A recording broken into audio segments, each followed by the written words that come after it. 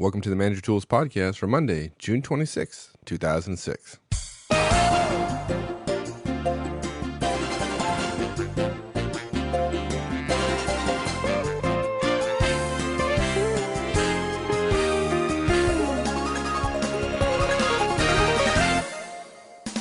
Hi, this is Michael Ozan. On behalf of Mark Horstman and myself, welcome to Manager Tools. Today, Mark and I finish up our series on the basics of mentoring. A relationship with a mentor can be one of the most rewarding and powerful of your business relationships, and hopefully you'll find this podcast helpful in establishing the relationship just a bit easier. Also, today marks the 1-year anniversary of Manager Tools. Mark and I rolled out our first podcast exactly 1 year ago today, June 26, 2005. It's been an incredibly rewarding experience for us, and so please accept a heartfelt thanks from both Mark and I for joining us on this journey. We've had a great ride, and we hope to do this many years into the future. We had promised earlier that we would add a second part to today's podcast. We intended to share with you our thoughts about the last year of Manager Tools, as well as share our aspirations for the upcoming year. Well, we did in fact record that conversation, and we definitely got into it. We went for over an hour. So rather than create one large and possibly unbearable download, we decided that it would be best to release it as a separate podcast. So we're going to release that next day or so look for it in your podcast player of choice shortly.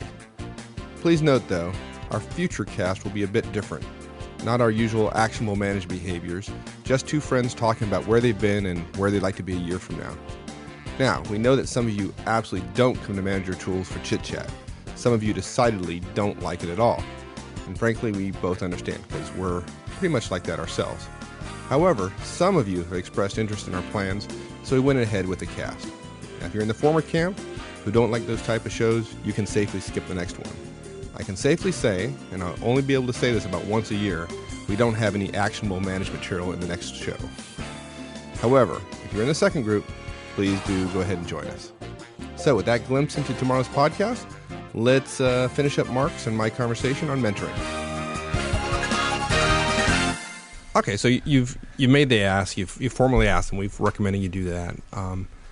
You schedule a meeting to ask, etc. So, but now you got to sit down with the person and explain to them or her, how's it going to work. So how does it work? How does mentoring work? Yeah, and this is important. You would tell them this in the meeting, and then, of course, you would live this in the relationship. A mentoring relationship, Mike, usually means periodic phone and email conversations, some structured, some scheduled, some not, because you may come up upon a problem and say, I need to ask my mentor. And it's about your development and professional growth and career, punctuated by regularly scheduled face-to-face meetings. I have found over and over again that the mentoring relationships that work well, unless there's something very unusual about it, quarterly meetings are about the sweet spot. If you go every 6 months, the relationship never seems to tighten up and gel. If you try to do it more often than that, it just becomes a scheduling hassle. So, again, periodic phone and email conversations, some scheduled, some not. Some are on the spur of the moment, so to speak, based on a problem or an opportunity you're facing.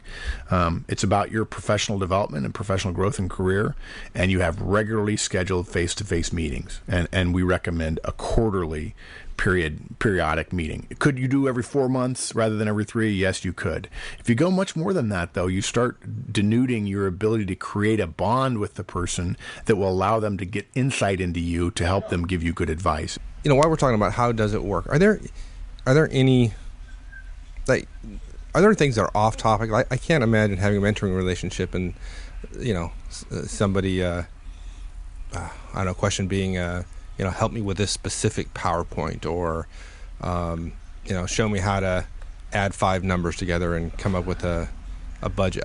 Are there topics that would subject to be off topic for a mentoring relationship? I mean, to me, there's kind of the strategic versus the tactical, and what's the balance there? I can't imagine an effective mentoring relationship where you're calling the person up, every 3 days to ask about a particular tactical topic. Right. I have 2 answers to that. One is yes and one is no. The no is if you really develop a good trusting relationship, and you do have to trust the mentor, you're going to ask them to give you feedback, and you've got to be open to hearing that, and you've got to share with them what you want and how things are going, and if you're struggling at home, you need to let them know that so they can share with you their experience. I'll never forget sharing a situation where I was traveling at a time when my daughter was going through chemotherapy, and I shared that with the person next to me. And she said she was having a rough day. I said, yeah, I know. And I just I really probably shouldn't have said anything. And I said it, and boy, the floodgates opened, and she was going through breast cancer, and we're still friends, and we met on an airplane. And I think that you have to be willing to be open about some of those kind of things. I'm not talking about deeply personal things, but family things, because family impinges upon work and vice versa. I think you have to be open and be willing to accept more openness in this professional relationship than you would with your boss or with another peer that's not a close friend. That said, you're absolutely right to make a distinction between strategic and tactical. Absolutely right. Not just every 3 days, but if you say to a mentor, look, I have a big presentation coming up, I'd like you to look at the slides, and you just send the slides along, I think that's an absolutely reasonable thing to ask. But if you just say, I'd like you to look at the slides, the mentor is going to say, well, what do you want me to do? And if you say, well, I'd just like you to, tell me what you think, and if you see any errors, let me know. If I were a mentor, I'd be like, you can get 5 people to do this for you. I'm not a proofreader. I think if you can't get it to be strategic, for instance, I'm presenting on a budget in my department, I'd like some sense of how you feel this compares to where the company is, for assuming this person's in the company, and whether or not, in your experience, this kind of budget presentation is successful in the company based on the culture that you know of the financial organization that you used to run, or that you used to work in, or that you have friends that are in now. That's a great strategic question that can help you on a specific tactical problem. But asking, look, if you could just run through this and take a look, that'd be great. Because you diminish a mentor when you say, hey, just take a minute and look at it, because then that implies, by definition, the guidance would be tactical rather than strategic. And this also goes to the issue of just being protective of the mentor. You should ask specific questions that allow them to give you specific feedback, rather than just constantly having them being somebody whose door is open. You can just go talk to them anytime you want about anything you want. I think you can go talk to them. I think you just have to be protective and respectful of their time. Did that answer your question? Yeah, it did. I think the strategic versus tactical works for me, but I'm a little worried that there's some nuances here around the time commitments that your mentor is going to put out for you, and I just worry about. I worry a little bit about folks perhaps not being respectful of their mentor's time, because it's those who are good mentors take it pretty seriously. It takes a lot of time and a lot of thought, and if abused, can really affect the relationship quite severely. I've seen it happen, and so I'm a little cautious about that. So. Yeah, I would agree. In fact, I would argue that there are sort of two ends of the spectrum. Some young people that are being mentored by somebody more senior will be very deferential to the point of not asking, and there'll be other people who are mid-level management say, "Well, I just get to come in and start asking away." That's been my experience anyway. And I think if you keep in mind strategic, then that's a great thing. So, that's a great way to look at it, as a filter, if you will. I mentioned something else, too. A lot of people tend to think of mentoring as something that you ask for guidance before. Hey, somebody who can help me before a big presentation, or before I go in for an interview, or before I go talk to somebody in another part of the company, or navigating some shoaly waters in terms of politics. I think they miss an opportunity to think about how the mentor can be valuable after the fact. I made a presentation. Here's what happened. What do I do now? Or how should I be reading that feedback? Or how should I be reading the tea leaves? I think so often mentors begin to feel like they're just a piece of a puzzle, and you talk to 3 other people and you talk to your mentor and you go do what you need to do. If you talk to a mentor about a presentation you're going to make, you darn well better tell the mentor how it went after the fact, give them some feedback about what you heard, talk about whether or not you were successful and what the next steps are so they can guide you on that. But even if you didn't ask them on the front end, you should keep them posted about what's happening so that they can give you guidance, and sometimes you may in fact have a question, but all too often the questions tend to be somewhat narrow about something that's coming up and help me prepare rather than help me learn from what's happened. And helping me learn from what's happened is a powerful mentor piece that doesn't often get asked. Yeah, I think that's a great point. One is in terms of the amount of value that can come out of that. Yes. And secondly, as a question to ask, if you're going to ask your mentor to help you with something, then you better darn well be willing to share with your mentor afterwards is how did it work and what were the results. Yes. If you're unwilling to do so, you think that's not worth the time, then maybe you shouldn't be asking the question in the first place. Exactly. So I'll give you a great analogy. It's a real story, but it's an analogy. It's a way to think of the mentoring relationship. If you're getting ready for your annual review with your boss, absolutely reasonable to talk to your mentor. However, you would not talk to your mentor about if it's a negotiation, what percentage raise you think you deserve, or a bonus. Rather, you should be talking, what do you think I should be talking to my boss about my goals for next year based on my performance this year? That's a great mentor question. right. Salary is not. Yeah. Good. Well, thanks. I'm not sure I was very articulate in what I was saying, but I think somewhere in there there's some nuggets. Yeah, and you know what? If we could truly distill all mentoring knowledge down to a 30-minute cast, Mike, we would. Right. But everybody's got a plan until you get hit in a boxing match or in a shooting war. Everybody's got a plan until they get shot at. So your mentoring relationship is going to take a different path in every single situation, and you have to adjust based on your knowledge, your intelligence, your wisdom, their wisdom, and so on. Right. Okay. As part now we separated this out, but as kind of how does it work? One of the kind of core principles is you run it, right? Yep. Yeah. Just because your mentor outranks you doesn't mean they or their assistant will run it for you. You're totally responsible for the operational effectiveness and outcome of your mentoring relationship, not the mentor. You. You schedule meetings, you reschedule when necessary, you keep track of issues and commitments, you go to them, you follow up. Mentoring ought not to be a burden. It ought to be burdenless on the mentor.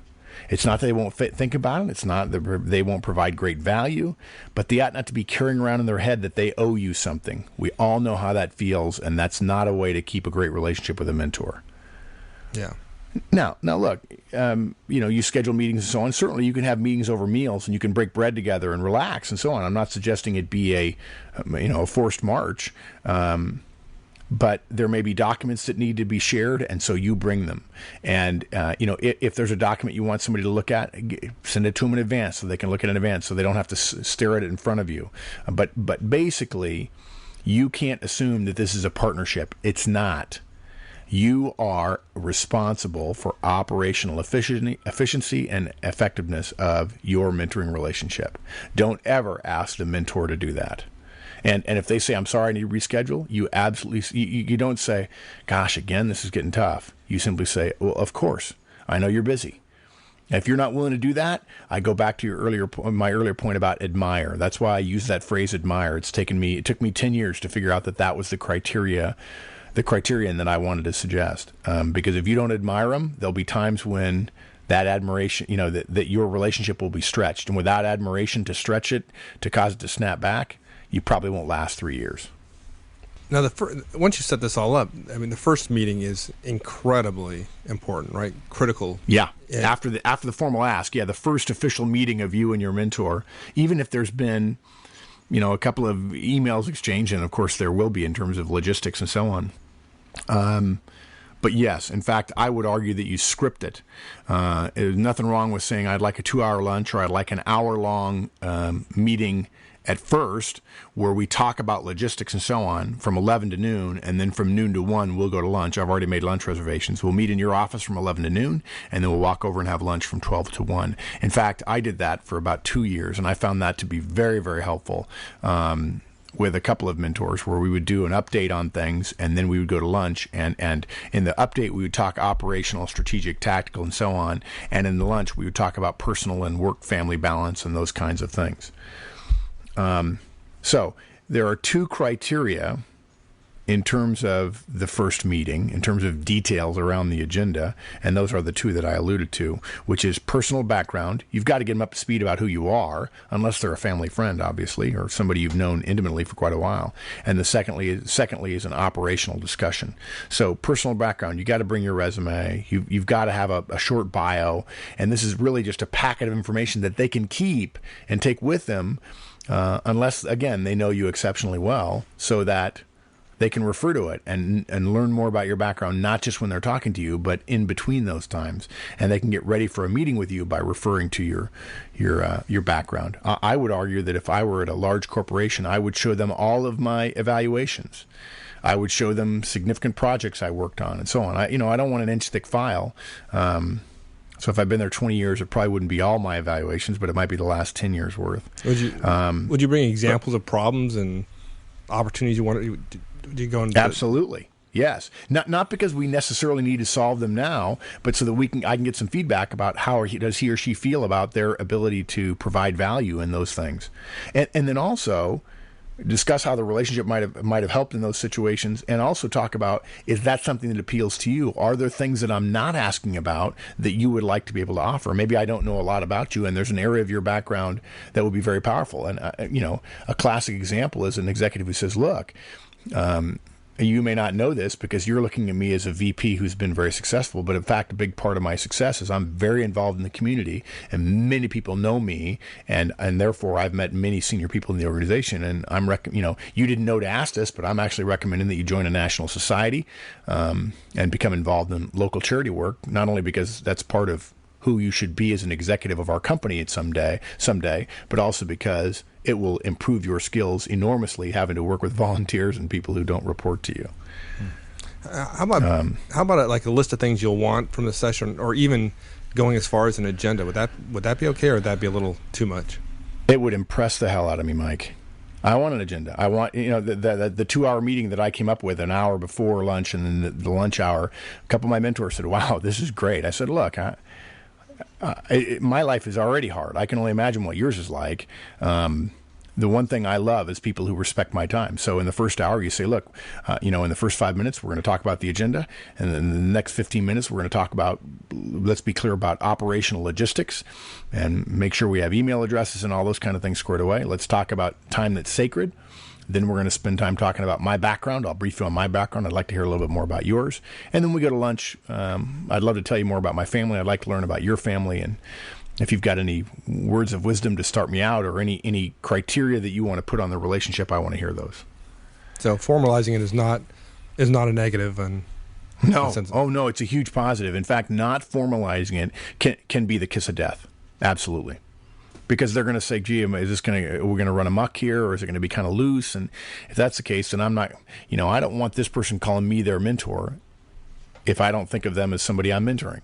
Right. And that means structure on both sides of the fence. Yeah, and that's, to some of our earlier points, that's what the mentor is worried about. They're worried about the time commitments. They're worried about it being less formal, worried about it going off in Never Land and essentially wasting their time. Right. So, great. All right. You're going to get feedback. Better be ready for it, right? Yeah. If you don't need any feedback, you don't need a mentor. Yeah. If you get a mentor, expect to be told what you're doing wrong at times. And look, folks, it may not come in the feedback model. Don't try to teach your executive. Don't try to teach your mentor the feedback model. Just take whatever they give you. Yeah. Don't defend. Don't explain. I'm still amazed by this, Mike. The number of people who say, well, let me tell you why I did what I did. No, I don't. No, thank you. No, I saw what you did. It turned out wrong. You're not dumb. I know you did everything for the best of intentions. In fact, every single human being always does something that makes sense to them. That's how we behave. The problem is that the best laid plans of mice and men often go awry, and so we don't defend, we don't explain, we listen, we write notes, we say thank you, and we make effort to change. That's what a professional does with mentor feedback. We listen, we write notes, we thank, and we change. Well, if you have a relationship with a mentor and you want to end it quickly, don't take feedback. That, Yeah, classic. And look, if you don't trust your mentor to have your best interests at heart, if you're not willing to become quite open with them about a bad boss or challenges you have at home or challenges being a father or a mother or whatever, if they're always trying to figure out things about you, if you play your cards close to your vest, then you're just giving them another subordinate. And I would have no desire for that. You've got to lay some cards on the table that you wouldn't necessarily lay on the table with your boss. If there's not openness, then they're going to be very guarded about feedback because they're going to be thinking you're going to use the feedback, and then when it doesn't work, you're going to tell them, well, I should have told you this, but you didn't know this because I generally don't share this. But because of this, I used your feedback and it didn't work. And the mentor says, well, gee, I guess if you'd have told me that, I wouldn't have given you that feedback. And now I feel like an idiot. Gee, thanks. How long is this relationship going to last? You making me feel like an idiot? Yeah. So... Now, how about the opposite, where there are absolutely some mentors out there who don't like giving feedback? Yeah, they just want to chat. Yeah. I'd insist on feedback. If they wouldn't give it to me, I say, look, this is great. It's a lot of fun. I just think this is not a mentoring relationship, and I'd love to have lunch with you every once in a while and just chat and catch up. But really, what I want from a mentor is guidance and feedback. Yeah. I'd insist, or I'd be gone. I'd say, no, that's not going to work for me. Yeah, and they'll be happy. Look, they'll be thrilled. They'll be like, wow, this young lady, she's sharp. Maybe I do want to mentor them after all. I'd be willing to give them feedback if I can work with somebody who's willing to stand up and say, no, what I'm looking for is feedback and guidance. And if you're not willing to give that, that's totally fine. I totally respect that. You got a billion things on your plate, and you don't need one more that's not going to be aligned with what you want to do. But that doesn't work for me, so let's not do it. Right. Good. I think some people listening might go, my gosh, he would say that? Well, I have. And it was appreciated. I wish they'd have become my mentor, but that's not what they wanted. And God bless them. They don't have to live their life revolved around me. That's for sure. Yeah, and anybody who's listened to us for any length of time wouldn't question your ability to be frank. Yeah. Or you've participated on discussion boards. Good. Okay, so now you're obviously this is, a lot of what we're talking about here is trying to make this as easy and as enjoyable, if you will, for your mentor. It's yes. hard work. Being a mentor is hard work. Don't fool yourself. And when people put hard work into anything, let alone a relationship this important, appreciation is in order, I think. Yes. Handwritten thank you notes are the gold, platinum, I don't know, whatever. The highest gemstone form of standard, if you will, of thank you. And if you're not willing to write handwritten thank you notes, there's no reason to ask somebody to be your mentor. Each meeting you have, any out of the ordinary insight or extra effort that they make in terms of a presentation they review or you rehearse in front of them, that's a very powerful thing for a mentor to do. If we're talking about presenting to fairly senior people in the organization, having a mentor sit in and say, this is what executives expect and this is what you're not doing or whatever. Those thank you notes, handwritten thank you notes, are required.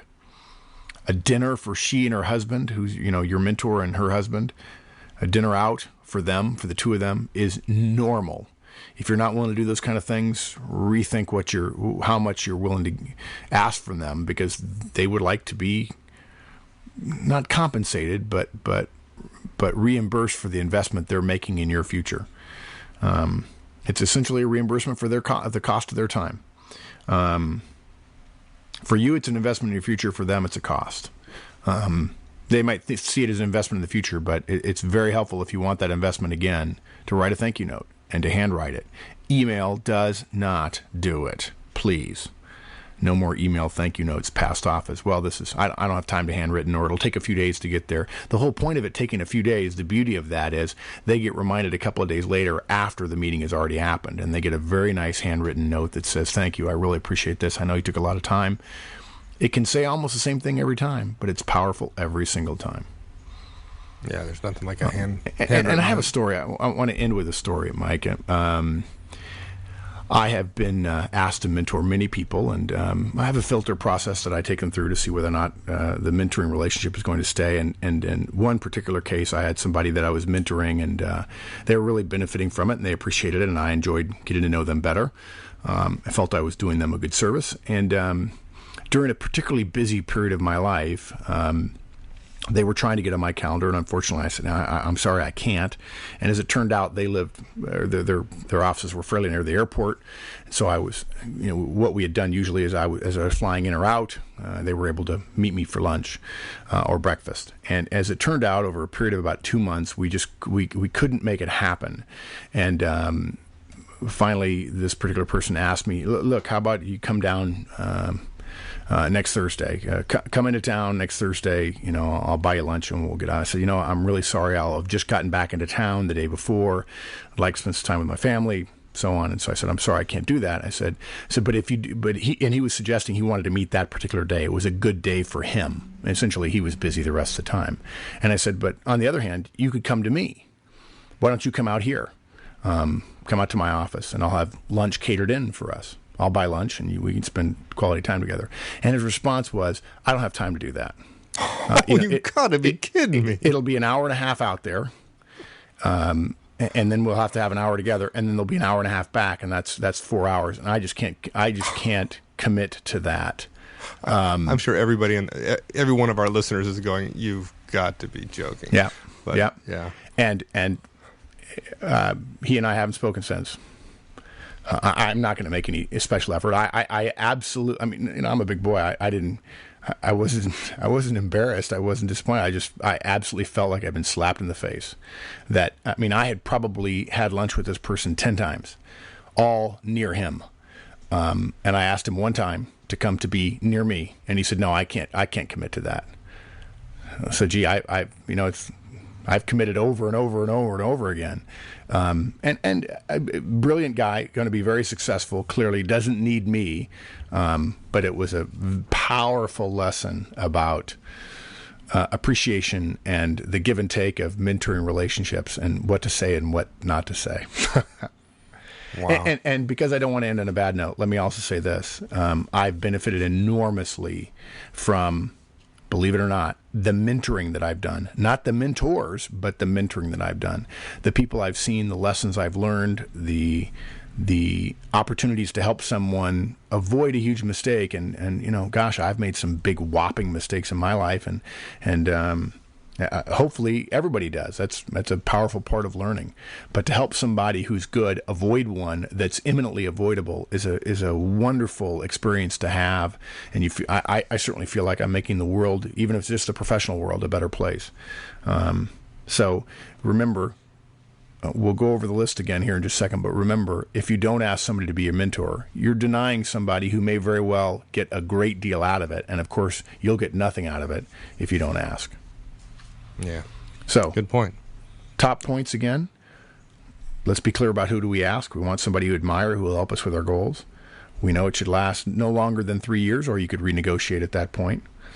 You need to make the ask. It needs to be formal. You can email in advance requesting time and letting them know what you want, but you've got to formally make the ask. Would you please? You've got to run it.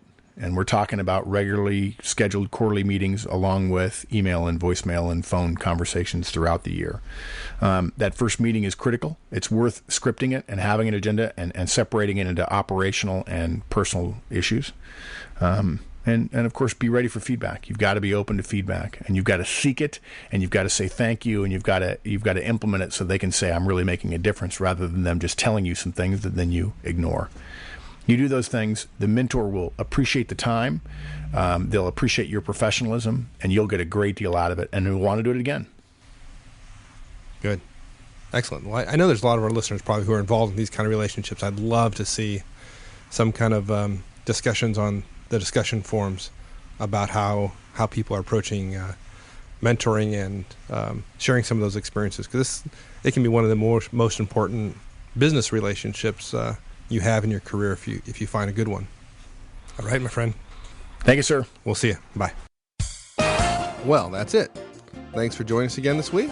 And as always, we hope you found it useful. Also, should you be interested, remember to check in the next day or so for our future cast. Until then, have a great one, and so long, folks.